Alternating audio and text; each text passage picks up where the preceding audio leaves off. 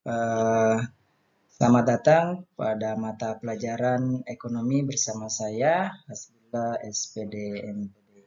Pada kali ini kita akan membahas tentang jurnal pembalik atau reversing entry. Jurnal pembalik atau reversing entry masuk pada KD 3.4 anak-anakku sekalian. Jadi ada pada KD 3.4 menganalisis penutupan siklus akuntansi perusahaan jasa. Nah, untuk tujuan pembelajaran pada kali ini itu adalah bahwa setelah anak-anakku mengikuti kegiatan pembelajaran melalui pendekatan saintifik dengan menggunakan model pembelajaran problem based learning, anak-anakku sekalian diharapkan itu dapat menganalisis tahapan penutupan siklus akuntansi pada perusahaan jasa dan dapat pula menyajikan tahapan pengiktisaran siklus akuntansi pada perusahaan jasa dan membuat penutupan siklus akuntansi pada perusahaan jasa dengan penuh tanggung jawab, bekerja keras, toleransi, dan bekerja sama. Kemudian selanjutnya, apa indikator pencapaian kompetensi dari kompetensi dasar tersebut? Nah, anakku sekalian, pada kali ini IPK yang akan kita capai diharapkan anakku nanti mampu menyusun jurnal pembalik berdasarkan data penyesuaian. Kenapa hanya satu? Karena pada pertemuan sebelumnya anak-anakku sekalian kita sudah membahas tentang bagaimana membuat jurnal penutup atau closing entry dan membuat neraca saldo setelah penutupan. Selanjutnya, pasti di benak anak-anakku sekalian itu akan muncul beberapa pertanyaan. Yang pertama, apa sih itu jurnal pembalik? Terus apa tujuan dan dasar dibuatnya jurnal pembalik? Kemudian akun-akun apa saja yang membutuhkan jurnal pembalik? Terus bagaimana cara membuat jurnal pembalik? Nah, mari kita kupas satu persatu dari pertanyaan tersebut. Yang pertama, jurnal pembalik itu adalah jurnal kebalikan dari jurnal penyesuaian yang dilakukan pada awal periode berikutnya. Itu jurnal pembalik atau reversing entry. Selanjutnya, apa tujuan dan dasar dibuatnya jurnal pembalik tersebut? Nah, jurnal pembalik dibuat dengan tujuan untuk mengurangi kemungkinan kesalahan pencatatan, kemudian mempermudah pengawasan, menyederhanakan pembuatan jurnal pada periode berikutnya, dan konsistensi pencatatan. Sedangkan dasar atau acuan membuat jurnal pembalik atau reversing entry itu adalah berdasarkan dengan jurnal penyesuaian yang sudah anak-anakku sekalian pelajari pada pertemuan sebelumnya. Selanjutnya, akun-akun apa saja yang membutuhkan jurnal pembalik? Tidak semuanya akun yang ada sudah anak pelajari itu membutuhkan jurnal pembalik. Hanya pada akun-akun sebagai berikut. Yang pertama adalah persekot beban atau beban dibayar di muka. Masih ingat di jurnal penyesuaian ada beban dibayar di muka dengan menggunakan dua metode ya. Metode beban dengan metode harta. Nah, di sini untuk jurnal pembalik itu hanya dibuatkan jurnal pembalik ketika menggunakan metode beban. Sebaliknya apabila saat pembayaran dicatat sebagai harta, maka tidak dibuatkan jurnal pembalik. Itu. Jadi beban dibayar di muka jika menggunakan metode beban. Itu intinya. Yang kedua, pendapatan diterima di muka atau utang pendapatan. Jika saat menerima dicatat sebagai pendapatan, itu dibuatkan jurnal pembalik. Tetapi kalau pada saat diterima dicatat sebagai utang atau kewajiban, maka tidak dibuatkan jurnal pembalik. Dan aku harus pahami kapan menggunakan metode pendapatan dan kapan menggunakan metode utang. Intinya, jika menggunakan metode pendapatan dibuatkan jurnal pembalik, dan jika menggunakan metode utang atau kewajiban itu tidak dibuatkan jurnal pembalik. Harus dipahami di sini baik-baik anak sekalian, jangan sampai salah menganalisis transaksi nantinya. Kemudian yang ketiga adalah beban yang akan dibayar atau utang beban. Nah, ini tidak ada metodenya, tidak menggunakan metode data, tidak juga menggunakan metode beban atau metode yang lain. Langsung saja dia beban yang akan dibayar atau biasa diistilahkan beban yang masih harus dibayar. Kemudian yang keempat adalah pendapatan yang akan diterima atau piutang pendapatan. Nah, ini biasanya juga disebutkan pendapatan yang masih harus diterima. Itu juga tidak menggunakan metode pendapatan ataupun menggunakan metode utang. Ini langsung saja juga membuat jurnal pembaliknya. Kemudian selanjutnya, bagaimana cara membuat jurnal pembalik?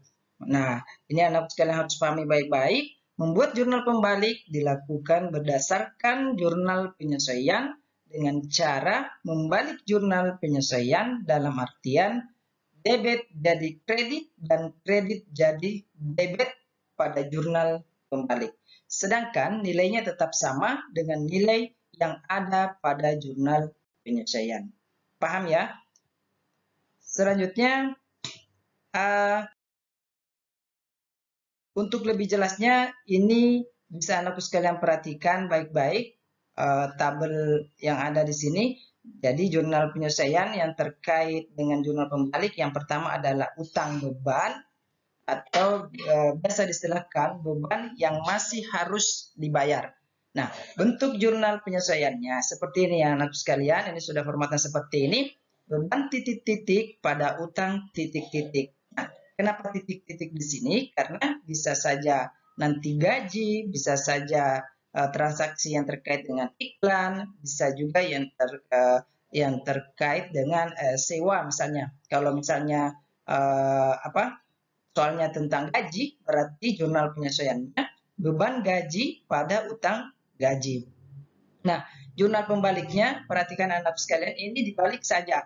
Ini yang tadi maksud, jurnal penyesuaian posisi debit berubah menjadi posisi kredit, dan kredit berubah menjadi posisi debit. Ini bisa anak sekalian perhatikan.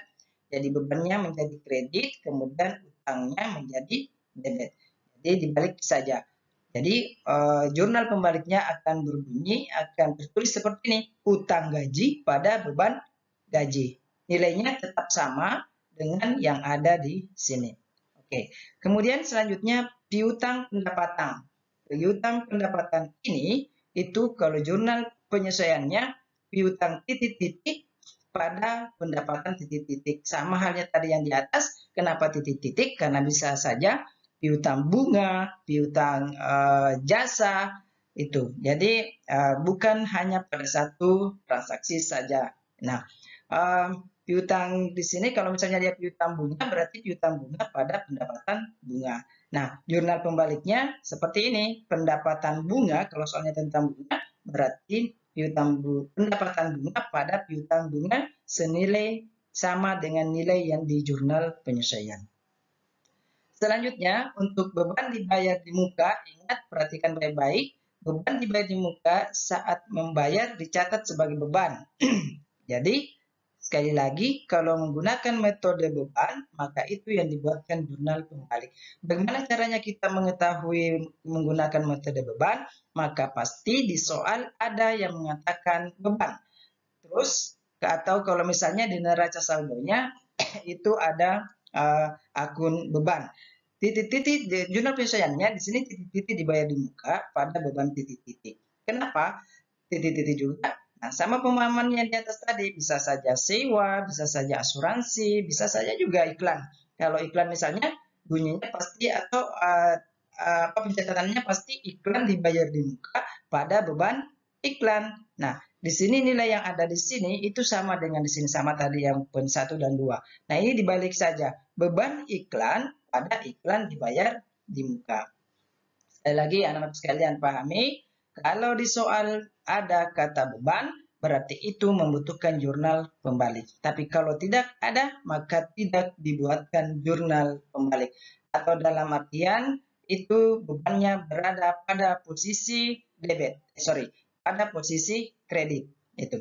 Kemudian selanjutnya, pendapatan diterima di muka saat menerima dicatat sebagai pendapatan. Ini sama, ada juga metodenya, menggunakan metode pendapatan dan menggunakan metode utang atau kewajiban. Nah, kalau menggunakan metode pendapatan anak-anakku sekalian, ini dibuatkan jurnal pembalik. Nah, di sini pendapatan titik-titik pada titik-titik diterima di muka karena bisa saja juga pendapatan jasa, bisa juga pendapatan sewa kalau misalnya kita yang menyewakan sebuah gedung. Nah, kalau misalnya dia pendapatan sewa, kalau transaksinya tentang sewa berarti pendapatan sewa pada sewa diterima di muka.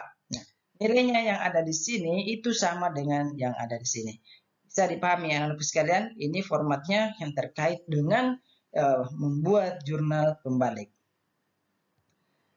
Selanjutnya, mari kita berlatih dengan soal. Nah, ini yang pertama. Pada akhir periode akuntansi 2021, gaji karyawan yang belum dibayar 2 orang. Per orangnya 1.500.000. Berarti nilainya sama dengan 2 kali 1.500.000 itu sama dengan 3 juta. Jadi nilainya yang ada di sini adalah 3 juta. Nah, karena ini adalah beban yang masih harus dibayar dan ini adalah gaji, makanya jurnal penyesuaiannya beban gaji pada utang gaji. Jadi harus sudah menjadi beban pada periode tersebut, tetapi karena belum diterima oleh yang bersangkutan, maka perusahaan itu berutang. Makanya beban gaji pada utang gaji. Nah, jurnal pembaliknya itu adalah dibalik saja ini. Ini utang gaji pada beban gaji senilai 3 juta. Paham anak-anak sekalian? Ini agak simpel ya. Mudah-mudahan bisa dipahami. Selanjutnya kita beralih ke soal yang kedua. Soal yang kedua ini mengatakan, pada akhir periode akuntansi 2021, pendapatan bunga yang masih harus diterima sebesar 500.000. Nah, ini juga tidak ada metodenya. Jadi langsung dia karena sesuatu yang harus diterima tetapi belum waktunya untuk diterima, itu harus sudah diakui menjadi pendapatan. Makanya di jurnal penyesuaiannya piutang bunga pada pendapatan bunga sebesar jumlah yang masih harus diterima. Kemudian jurnal pembaliknya itu dibalik pendapatan bunga pada piutang bunga senilai 500.000. Maaf, ini 500.000-nya yang posisi debit, harusnya ini yang piutang bunganya agak ke kanan sedikit, tidak boleh seperti ini. Dia harus ini pada anak sekalian harus perhatikan ya, ini harusnya agak ke kanan sedikit dan tidak sejajar dengan yang 500.000 ini yang di atas. Oke, selanjutnya kita beralih ke soal yang ketiga. Nah, ini soal yang ketiga adalah terkait dengan beban dibayar di muka. Soalnya mengatakan, pada neraca saldo per 31 Desember terdapat akun beban asuransi sebesar 1.200.000. Asuransi tersebut dibayar pada tanggal 1 Agustus 2021 untuk masa 1 tahun. Nah, perhatikan anakku sekalian, dari jurnal penyesuaian itu menggunakan tanggal yang sama, yaitu tanggal 31 Desember, dan jurnal pembalik menggunakan tanggal 1 Januari periode berikutnya. Nah, karena di soal, ingat kata kuncinya, itu kalau di soal ada kata beban, berarti itu menggunakan metode beban. Nah, kalau menggunakan metode beban, berarti harus dibuatkan jurnal pembalik. Berarti akun tersebut harus dibuatkan jurnal pembalik. Nah, ini anak sekalian perhatikan, ini beban asuransi sebesar 1.200.000. Ini untuk masa 1 tahun. Berarti dalam 1 bulan itu sama dengan 100.000. Nah, kita harus cari tahu berapa nilai bulan yang belum dilewati. Jadi ingat, selalu Bapak mengatakan lewat atau tidaknya selalu arahnya ke 31 Desember. Kita bisa menghitung yang lewat, yang sudah dilewati dari 1 Agustus 2021 sampai dengan 31 Desember 2021 itu ada 5 bulan. Jadi Agustus, September, Oktober, November, Desember itu adalah 5 bulan. Sementara yang harus kita cari tahu nilainya adalah yang belum dilewati, yaitu 12 bulan dikurangi dengan 5 bulan. Itu sama dengan 7 bulan. Berarti hitungan matematikanya 7 per 12 dikali dengan 1.200.000 itu mendapatkan ini 700.000 rupiah. Nah, kalau sudah dapatkan jurnal penyesuaian seperti ini, maka simpel untuk jurnal pembaliknya. Langsung dibalik saja, beban asuransi pada asuransi dibayar di muka. Bisa dipahami anak-anak sekalian? Jadi kata kuncinya adalah ada kata beban. Kalau tidak ada kata beban, maka tidak dibuatkan jurnal pembalik. Oke? Nah, selanjutnya kita masuk ke soal yang keempat.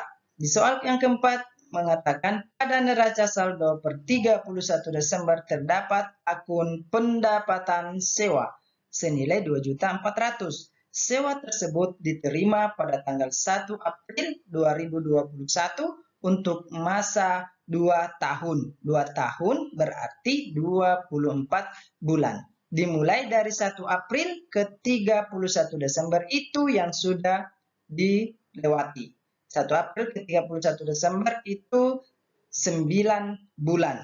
Berarti hitungan matematikanya yang belum bulan yang belum dilewati itu adalah 24 bulan dikurangi dengan 9 bulan itu sama dengan 15 bulan. Sehingga nilainya yang 15 bulan itu anak-anak sekalian 15 per 24 dikali dengan 2.400.000 itu menghasilkan 1.500.000. Makanya nilainya di sini 1.500.000. Nah, kalau menggunakan metode pendapatan dalam hal ini pendapatan sewa, pasti pendapatan sewanya berada pada posisi debit pada jurnal penyesuaian. Dengan jurnal tadi yang dikredit adalah sewa diterima di muka. Jadi jurnal penyesuaiannya pendapatan sewa pada sewa diterima di muka masing-masing 1.500.000. Nah, untuk jurnal pembaliknya ya seperti biasa dibalik saja. Sewa diterima di muka pada pendapatan sewa. Bisa dipahami anak sekalian ya? Itu untuk metode pendapatan. Jadi kalau menggunakan metode utang atau kewajiban itu tidak dibuatkan jurnal pembalik. Nah, kalau misalnya tandanya dia kalau menggunakan metode utang, berarti di soal itu ada kata diterima di muka. Misalnya ini berarti sewa diterima di muka. Kalau misalnya dia jasa, berarti pendapatan jasa, berarti jasa diterima di muka. Nah, itu tandanya semua yang diterima di muka adalah utang, dan itu tidak dibuatkan jurnal pembalik. Bisa dipahami anak-anak sekalian ya. Selanjutnya, ini adalah terkait dengan materi yang jurnal pembalik atau reversing entry. Kira itu anak-anak sekalian yang materi tentang jurnal penyesuaian. Terima kasih atas perhatiannya. Semoga video ini bermanfaat bagi anak-anak sekalian. Dan kalau misalnya ada yang tidak dipahami, itu jangan sungkan-sungkan untuk bertanya kepada Bapak. Nah, sekarang sebagai aktivitas selanjutnya, ini kita masuk ke aktivitas diskusi kelompok. Nah, jadi silakan nanti itu ke kelompoknya masing-masing, dan kelompoknya saya kira terdiri dari kelompok harta, utang, modal, pendapatan, dan beban. Itu sudah di kelompoknya masing-masing. Ini kalian anak-anakku sekalian dianalisis. Ini adalah jurnal penyelesaian yang sudah ada disiapkan.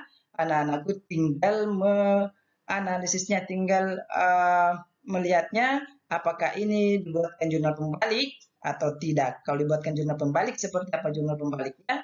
Kalau tidak, maka dituliskan saja tidak ada jurnal pembalik. Jadi dianalisis dulu jurnal penyelesaiannya. Ini agak simpel. Nah, kalau sudah selesai ini nama kelompoknya dituliskan di sini, kemudian anggota kelompoknya dituliskan semuanya. Kalau sudah selesai nanti dikumpul pada dikumpul sama Bapak nantinya. Saya kira itu untuk materi jurnal penyelesaian atau reversing entries. Semoga bermanfaat dan bisa membuat anak-anakku memahami tentang jurnal pembalik atau reversing entry. Sekian, terima kasih. Assalamualaikum warahmatullahi wabarakatuh.